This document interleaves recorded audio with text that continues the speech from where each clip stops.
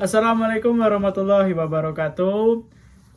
Jadi di sini kami akan mempresentasikan final project pada mata kuliah kecerdasan buatan dengan judul prediksi kelulusan mahasiswa. Jadi untuk kelompok kami beranggotakan 3 orang. Yang pertama saya sendiri yaitu Deka Alfiansyah dengan NIM 24116123 dan selanjutnya ada teman Saya Ananda Fari Suryanto dengan NIM 24116158. dan selanjutnya ada juga teman saya. Saya Abdi Surya Sakti dengan NIM 24116132. Baik, selanjutnya di sini saya akan mengawali presentasi pada saat ini. Jadi di sini saya akan mulai menjabarkan menggunakan PowerPoint. Oke, baik. Di sini saya akan mulai menjelaskan tentang final project yang berjudul prediksi kelulusan mahasiswa. Pendekatan Artificial Neural Network ANN pada data performa siswa. Oke, selanjutnya di sini ada latar belakang dan tujuan. Pentingnya prediksi dini, mengidentifikasi performa siswa secara awal, memungkinkan institusi pendidikan memberikan intervensi yang tepat sasaran. Yang kedua, peningkatan kualitas edukasi dengan mengetahui potensi ketidaklulusan, strategi pengajaran dapat dievaluasi dan disesuaikan. Yang selanjutnya, pemanfaatan machine learning. Proyek ini mengimplementasikan metode Artificial Neural Network atau ANN untuk memprediksi probabilitas kelulusan siswa secara akurat berdasarkan rekam jejak akademik. Oke, yang selanjutnya di sini ada deskripsi dataset. Ada 3. Yang pertama ada 649 observasi. Dataset bersumber dari data performa siswa studentprof.csv dengan total 648 baris record yang mempresentasikan jumlah siswa. 33 fitur. Jadi di sini terdiri dari 33 kolom atribut yang mencakup faktor demografis, sosial hingga akademik untuk mata pelajaran bahasa Portugis. Yang selanjutnya ada data bersih. Dataset telah melalui proses verifikasi dan dipastikan tidak memiliki data kosong atau missing values maupun data ganda atau duplikasi. Yang selanjutnya di sini ada pemrosesan rekayasa fitur. Jadi variabel target kelulusan tidak tersedia secara eksplisit dalam dataset awal, sehingga diperlukan rekayasa fitur berdasarkan nilai akhir atau J3. Lalu di sini yang selanjutnya ada kelas lulus, diberikan kepada siswa yang memperoleh nilai akhir G3 lebih besar atau sama dengan 10. Yang selanjutnya ada kelas tidak lulus, diberikan kepada siswa yang memperoleh nilai akhir G3 kurang dari 10. Selanjutnya, tantangan data tidak seimbang. Setelah pelabelan dilakukan, teridentifikasi adanya ketidakseimbangan kelas atau imbalance data yang signifikan. Mayoritas siswa berada pada kategori lulus, 549 siswa. Sedangkan kategori tidak lulus merupakan minoritas yang berjumlah 100 siswa. Hal ini membutuhkan perhatian khusus dalam evaluasi model. Next, ada proporsi kelas target. Visualisasi di samping menunjukkan dominasi kelas lulus dalam dataset pelatihan. Jadi ini untuk visualisasinya di sebelah kanan kita. Proporsi yang timpang ini 84,6% berbanding 15,4%. Dapat menyebabkan model machine learning menjadi bias terhadap kelas mayoritas jika tidak ditangani dengan strategi evaluasi yang tepat. Next, di sini ada arsitektur model ANN sekuensial. Di sini ada beberapa layer dan yang pertama itu ada hidden layer 1, jumlah neutron ada 128. Selanjutnya ada fungsi aktivitas dan di sini ada teknik regularisasi. Bisa dilihat ya di sini untuk arsitektur modelnya. Layer 1 sampai layer 4 di sini fungsi aktivitasnya sama. Jumlah neutronnya berbeda. Untuk layer 2 ada 64, layer 3 ada 32. layer 4 ada 16. Selanjutnya di sini ada output layernya, jumlah neutron 1 dan fungsi aktivitasnya adalah sigmoid. Oke. Untuk selanjutnya hasil evaluasi model di sini presentasinya adalah 86,54%.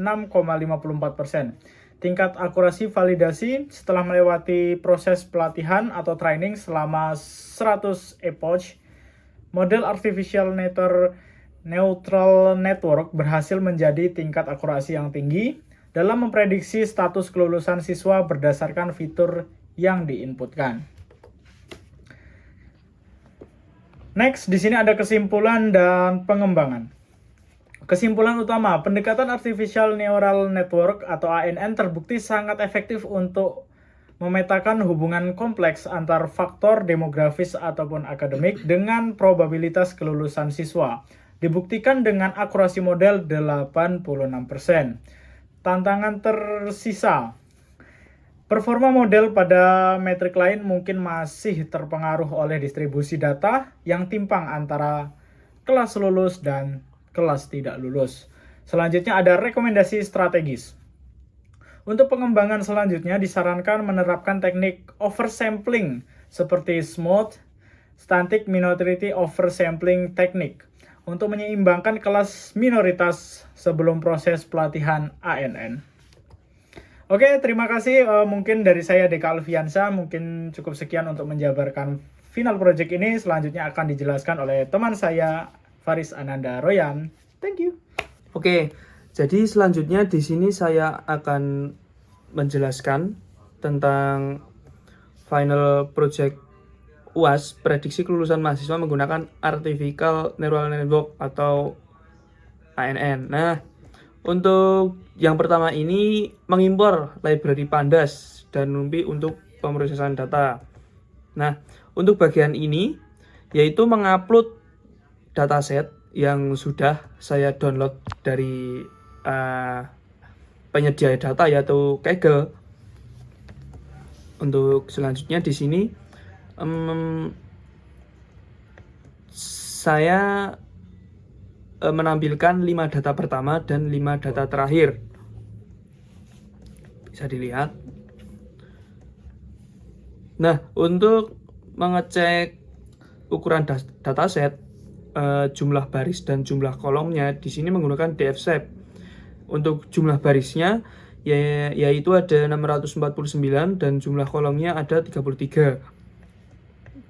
Untuk menampilkan nama kolom menggunakan DF kolom tulis. Di sini terdapat banyak nama kolom yaitu ada school, sex, age, address, fame size, PA status dan lain-lain. Nah, untuk selanjutnya yaitu menampilkan informasi dataset. Ini informasi datasetnya terdapat 33 kolom.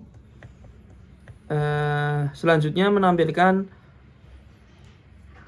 statistik dataset menggunakan display df describe. Selanjutnya mengecek missing value menggunakan df is null. Nah,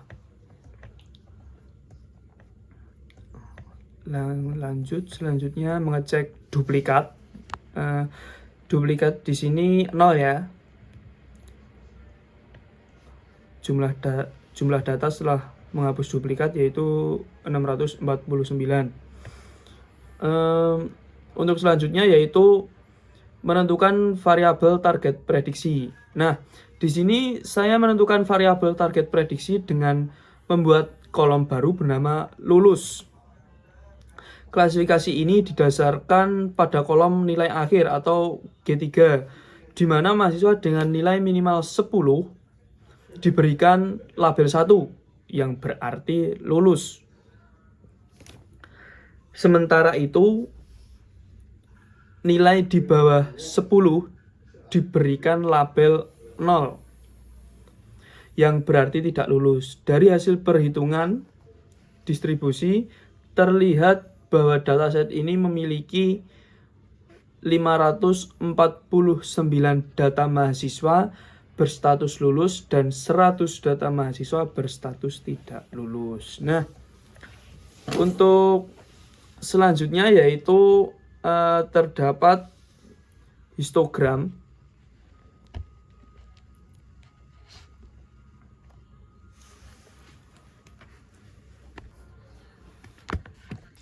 Nah, di sini saya akan menjelaskan tentang distribusi kelulusan, yaitu yang berbentuk diagram batang. Nah, untuk memberikan gambaran yang lebih jelas mengenai distribusi target tersebut, saya memvisualisasikan menggunakan diagram batang atau bar chart dari library Seaborn. Grafik ini menampilkan perbandingan visualisasi antara kedua status, di mana batang untuk status lulus yaitu 1 terlihat jauh mendominasi dibandingkan status tidak lulus yaitu 0. Visualisasi ini secara langsung mengonfirmasi adanya ketidakseimbangan kelas atau class imbalance pada dataset yang akan kita gunakan untuk pemodelan nanti. Nah, untuk selanjutnya yaitu terdapat histogram distribusi nilai akhir. Nah, dari visualisasi ini terlihat bahwa mayoritas nilai mahasiswa terpusat pada kisaran 10 sampai 15. Yang sejalan dengan tingginya angka kelulusan sebelumnya, terdapat juga sedikit anomali di mana ada sekelompok kecil mahasiswa yang memiliki nilai 0 yang kemungkinan besar merepresentasikan mahasiswa yang tidak mengikuti ujian atau DO, dropout. Pemahaman mengenai sebaran nilai ini penting untuk melihat pola performa asli mahasiswa secara keseluruhan sebelum datanya dikonversi menjadi target biner. Nah, untuk selanjutnya masih sama. Ada histogram untuk distribusi umur. Langsung lanjut saja. Di sini ada visualisasi distribusi study time. Terlihat jelas bahwa mayoritas mahasiswa berada pada kategori waktu belajar tingkat 2. Disusul oleh tingkat 1 di urutan kedua. Sebaliknya, sangat sedikit mahasiswa yang masuk dalam kategori tingkat 3 dan yang paling sedikit berada di tingkat 4. Pola distribusi ini mengindikasikan bahwa sebagian besar mahasiswa dalam dataset ini cenderung memiliki alokasi waktu belajar mandiri pada taraf yang relatif rendah hingga menengah. Selanjutnya yaitu ada visualisasi distribusi absensi. Nah, grafik ini memperlihatkan pola distribusi yang sangat condong ke kanan atau right square, yang menandakan bahwa mayoritas mahasiswa memiliki tingkat kehadiran yang sangat baik dengan jumlah absen yang rendah atau mendekati 0. Jumlah mahasiswa terpantau menurun drastis seiring bertambahnya angka ketidakhadiran dengan hanya ada sedikit kendala sebentar.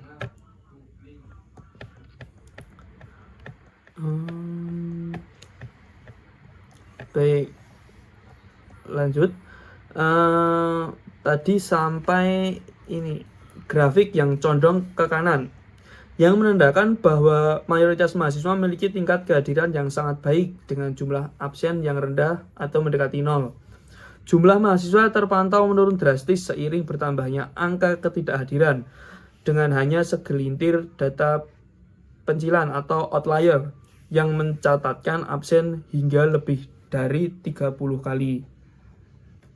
Nah, selanjutnya ada korelasi matriks. Nah, pada tahap ini ditampilkan tabel korelasi matriks yang menggunakan heatmap untuk memetakan hubungan antar variabel numerik. Nah, jadi temuan paling krusial dari visualisasi ini adalah tingginya korelasi positif antara nilai periode awal G1 dan G2 terhadap nilai akhir G3 dan target kelulusan, yang berarti performa awal sangat menentukan hasil akhir mahasiswa. Sebaliknya, variabel riwayat kegagalan kelas atau failures menunjukkan korelasi negatif yang paling menonjol terhadap status kelulusan.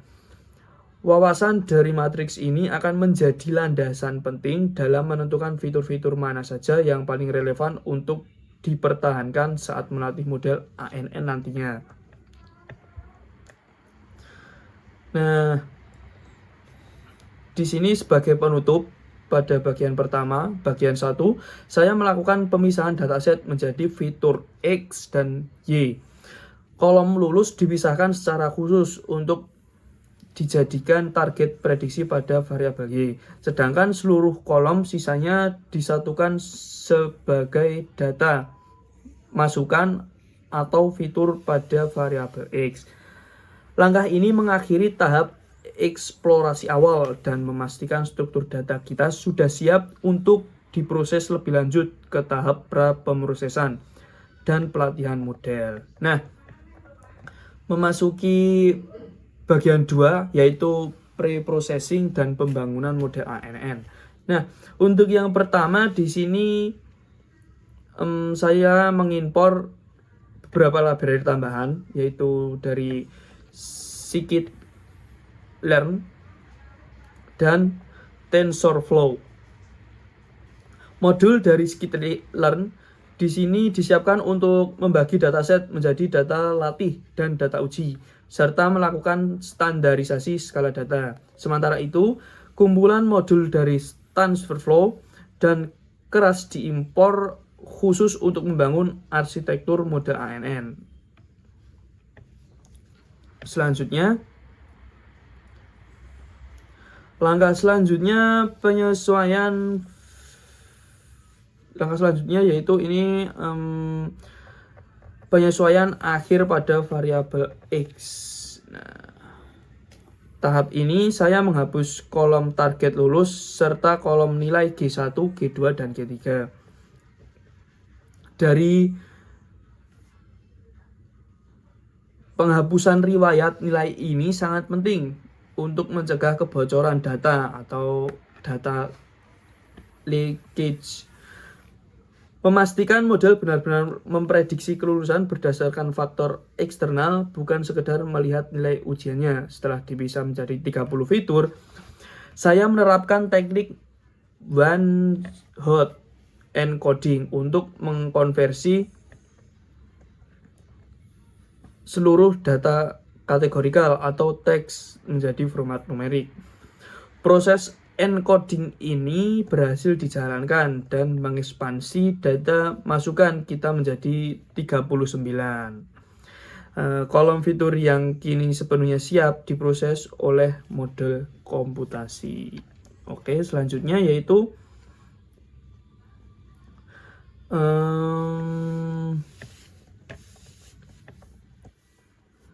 data dibagi menjadi training set 80%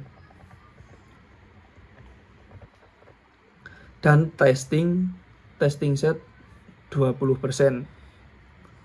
Parameter Strivey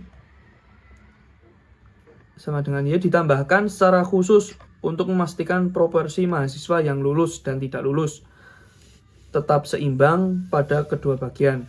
Mengingat dataset kita sebelumnya mengalami class imbalance, dari proses ini didapatkan 519 baris data untuk tahap training dan 130 baris data untuk tahap testing. Oke, selanjutnya yaitu ini metode sekuensial. Model ini dirancang dengan satu input layer atau 128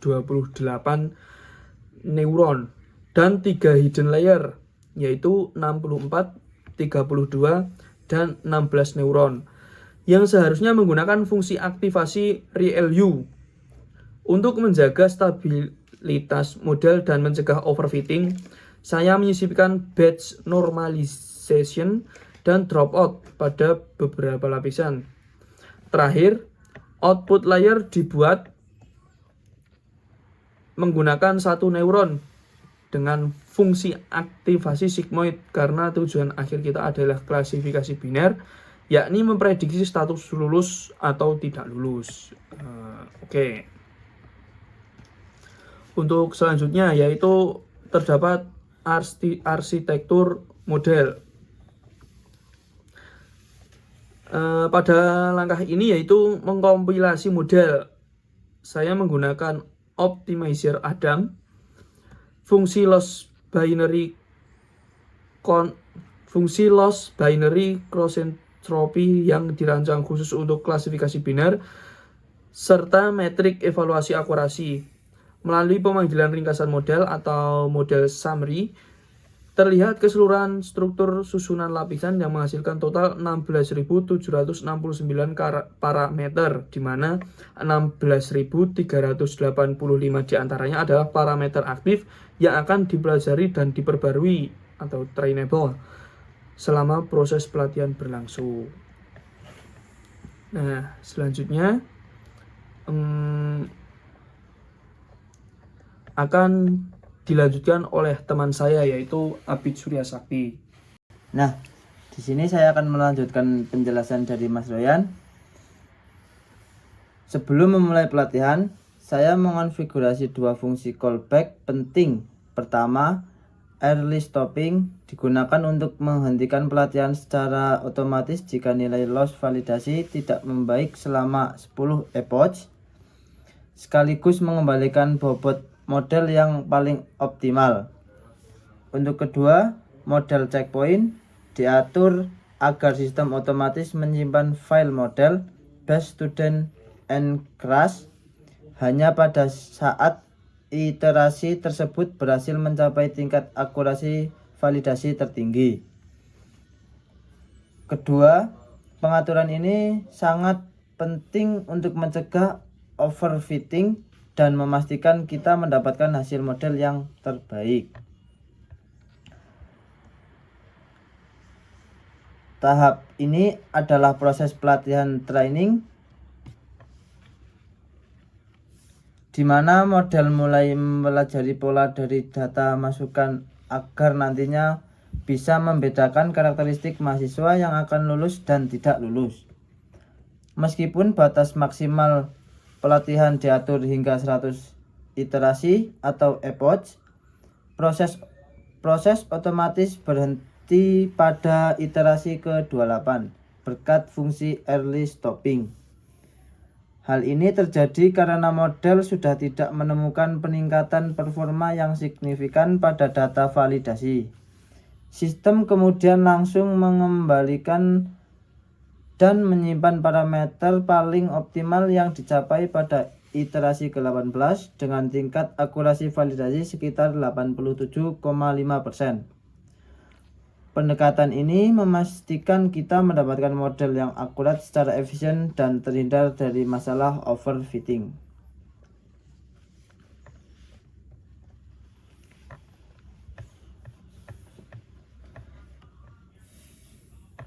Selanjutnya ada bagian 3 yaitu evaluasi model ANN.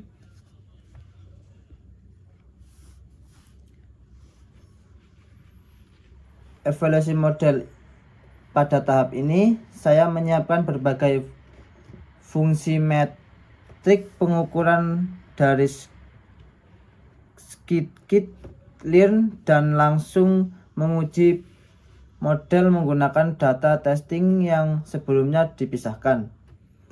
Hasil pengujian menunjukkan performa yang cukup baik, di mana model berhasil mencatatkan nilai kesehatan atau loss sebesar 0.4860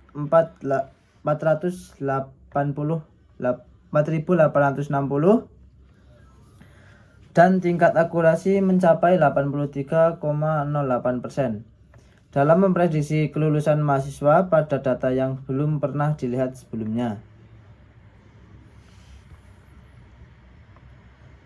Selanjutnya, untuk mendapatkan analisis performa yang lebih mendetail, nilai probabilitas prediksi dan model dikonversi terlebih dahulu menjadi kelas biner dengan ambang batas 0,5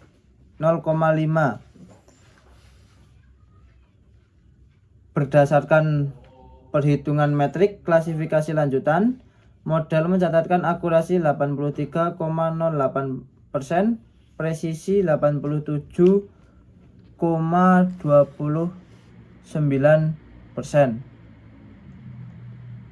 Rekal yang sangat tinggi di angka 93,64%, serta F1 skor sebesar 90,35%. Tingginya keseluruhan metrik ini, khususnya pada rekal dan F1 skor, membuktikan bahwa model ANN yang kita bangun sudah sangat andal dan optimal dalam mengenali dengan tepat mahasiswa yang memenuhi kriteria kelulusan.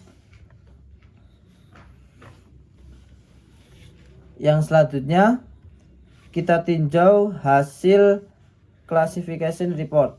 Untuk melihat detail performa model pada tiap kategori, dari laporan ini terlihat bahwa model sangat unggul dalam memprediksi mahasiswa yang lulus.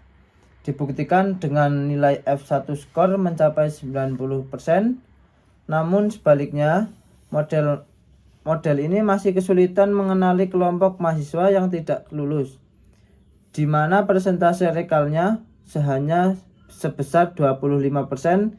Kesenjangan performa yang mencolok ini mengonfirmasi dampak dari masalah ketidakseimbangan data atau class imbalance yang sudah kita temukan pada tahap eksplorasi awal tadi.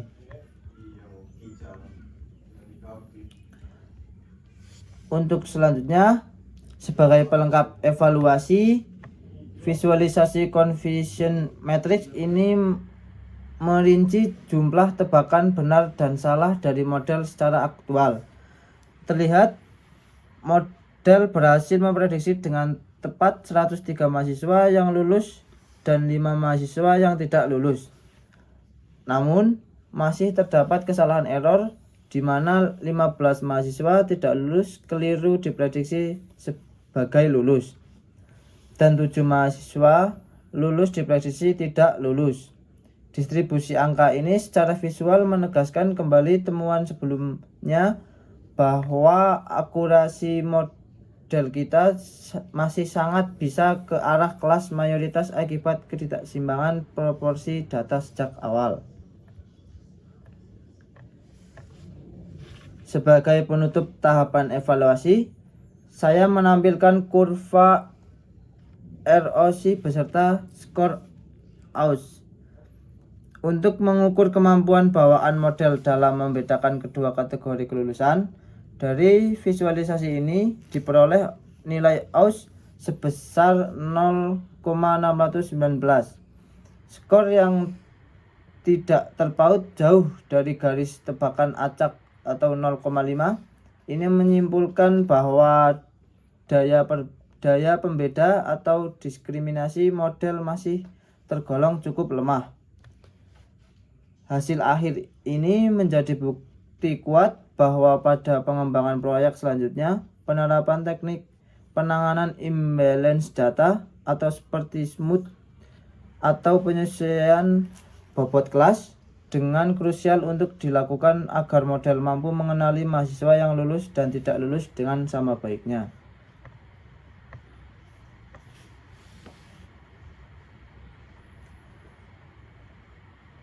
Sebagai tambahan evaluasi, grafik ini memvisualisasikan perbandingan akurasi training dan validation selama proses pelatihan model berlangsung.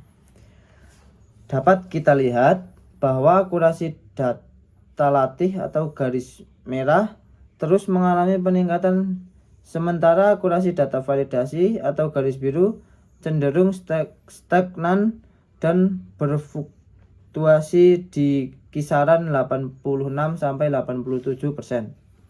Jarak yang semakin melebar di antara kedua garis pada akhir iterasi ini merupakan indikasi terjadinya overfitting. Hal ini sekaligus membuktikan bahwa langkah kita menggunakan early stopping pada tahap sebelumnya sudah sangat tepat guna menghentikan pelatihan sebelum model terlalu menghafal data latih dan gagal menggeneralisasi data baru.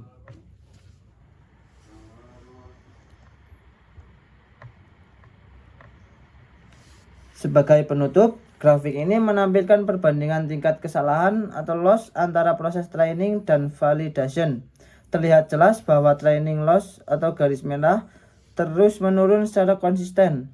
Namun validation loss garis biru mulai stagnan dan perlahan naik setelah iterasi ke-10. Pola ini kembali mengonfirmasi gejala overfitting yang kita bahas sebelumnya, sekaligus memperkuat kesimpulan bahwa penggunaan fitur early stopping untuk menghentikan model lebih awal adalah langkah yang sangat tepat dan krusial dalam proyek ini.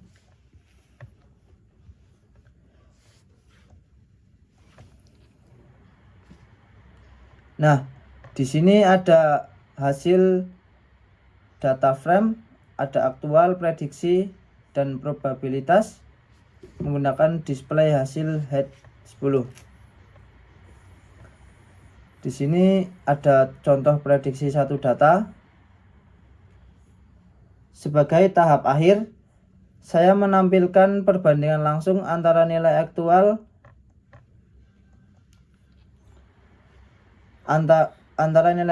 hasil prediksi dan tingkat probabilitas dari model pada 10 data uji pertama. Selanjutnya saya mendemonstrasikan pengujian pada satu sampel data tunggal, di mana model berhasil memprediksi status lulus dengan tingkat keyakinan mencapai 98,6%. Rangkaian keseluruhan proyek ini kemudian ditutup dengan menyimpan model final tersebut ke dalam sebuah berkas bernama Student and Final Crash, sehingga model ini sudah sepenuhnya siap untuk digunakan kembali atau diintegrasikan ke dalam sistem lain tanpa perlu melakukan proses pelatihan ulang.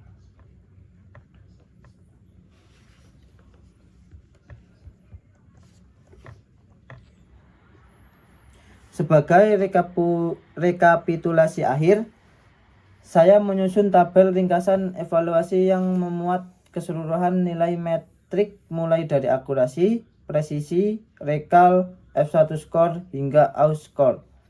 Dalam tampilan pembuatan tabel ini mempermudah kita untuk meninjau performa akhir model secara komprehensif, sekaligus menjadi penanda penutup bahwa seluruh tahapan proyek prediksi menggunakan jaringan saraf tiruan atau ANN ini telah berhasil diselesaikan. Oke, mungkin cukup sekian presentasi final project pada mata kuliah kecerdasan buatan kelompok kami. Mudah-mudahan bisa mendapatkan nilai yang maksimal pada mata kuliah ini dan pada semester ini. Mohon maaf apabila banyak kesalahan kata dari kami. Kami akhiri. Assalamualaikum warahmatullahi wabarakatuh.